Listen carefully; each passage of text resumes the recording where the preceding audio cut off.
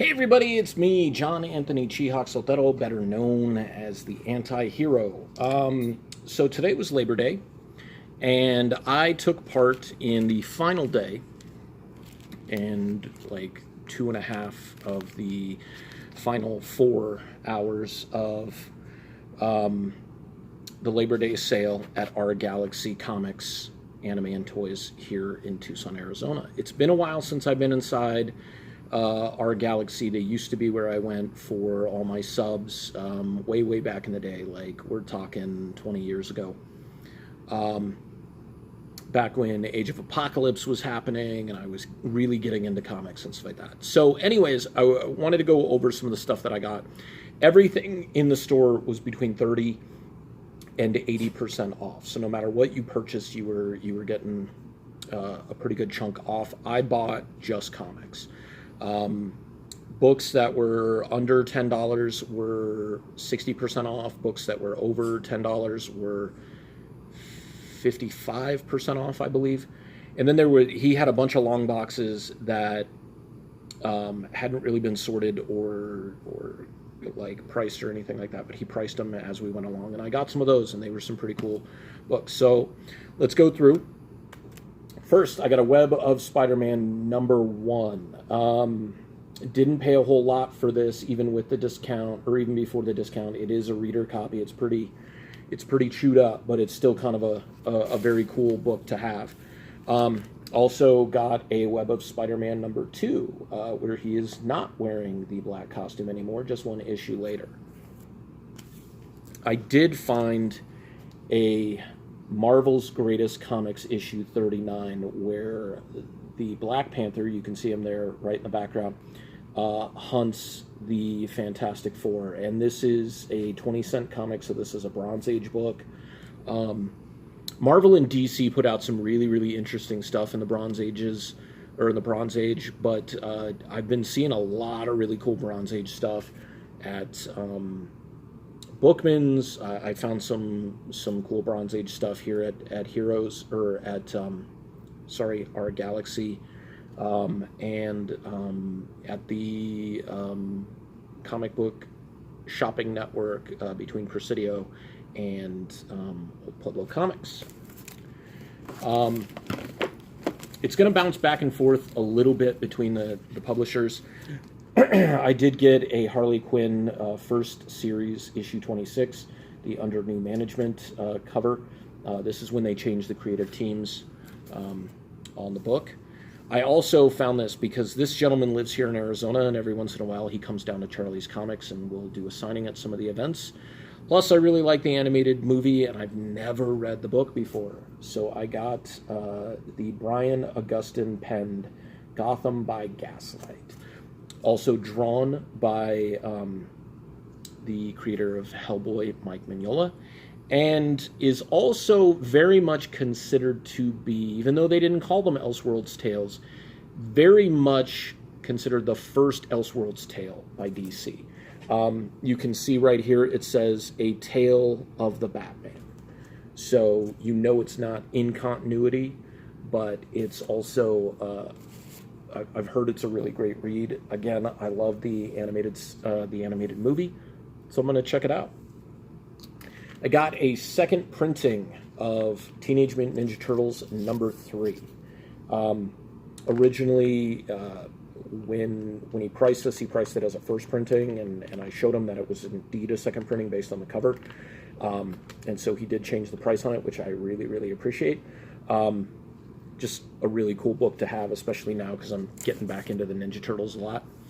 This I found, and I thought it was really interesting, especially because this gentleman will be at Tucson Comic Con this year. North Star presents James O'Barr. It's just kind of an out there book. It's from North Star Comics and Press, and so it's from 1994.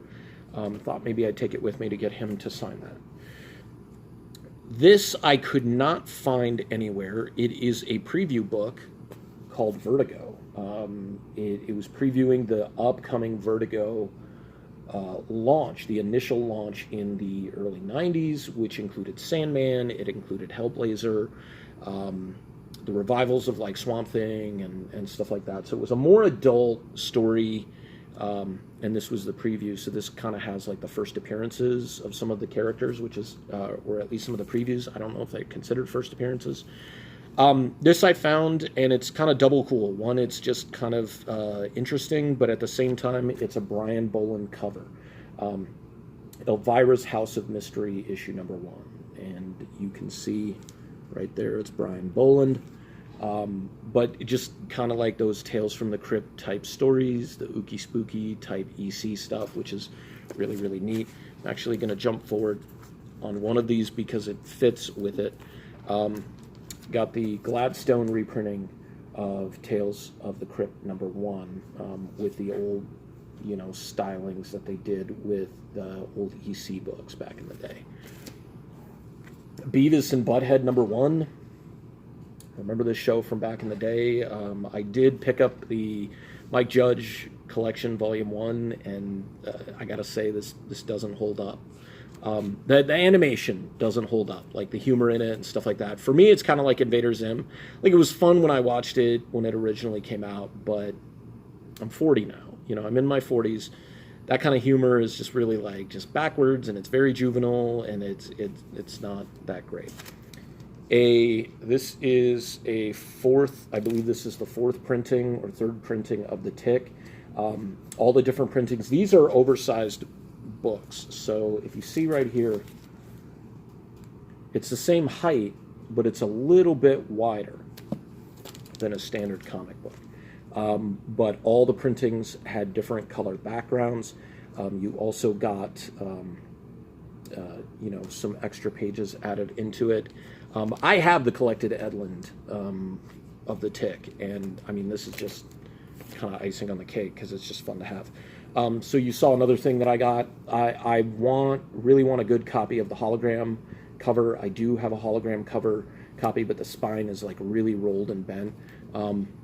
But I remember loving this series of Wolverine when it came out.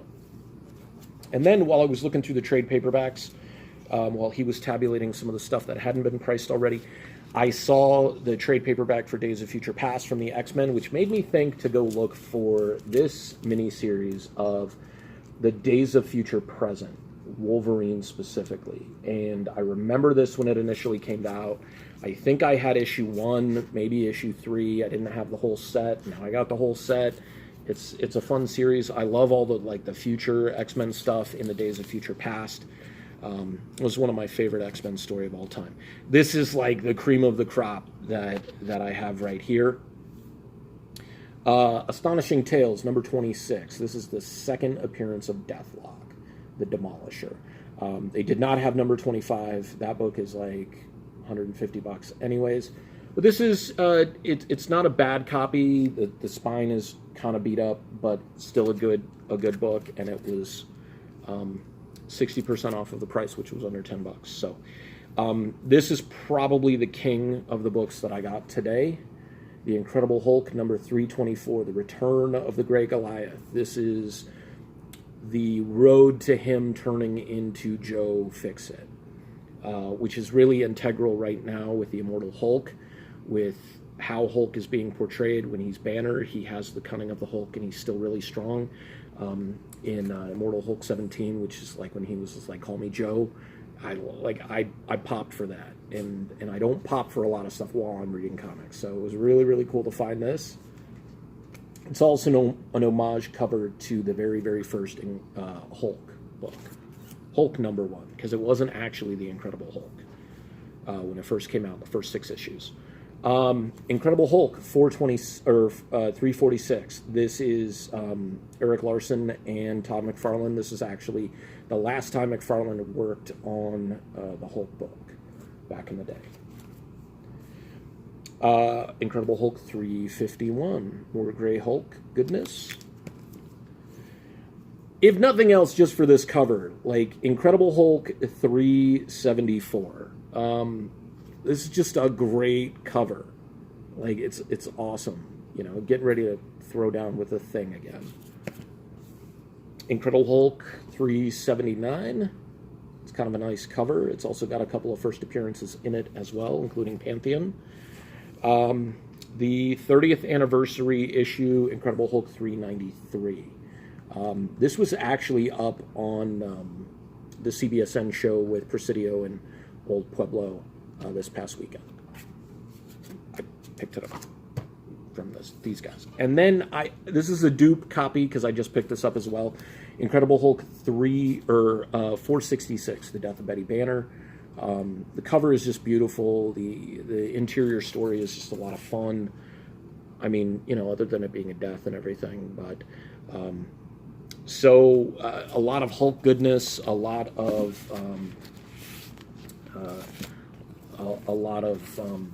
Wolverine, or at least a couple of issues of Wolverine, and just some really good gems in there, and some keys, and a second printing of Ninja Turtles #3. So I mean that's pretty cool. All right, well, hoping you guys had a good Memorial or Labor Day weekend, and that you got to rest or do something that you loved. And this weekend, the 7th and 8th of September, there is an event at Hartleys Toys and Comics, and it is the Back to School Toy Show. There are quite a few different artists and creators. Voodoo Dolls is going to be there, which is cool. They haven't been at a Harley's event in a while.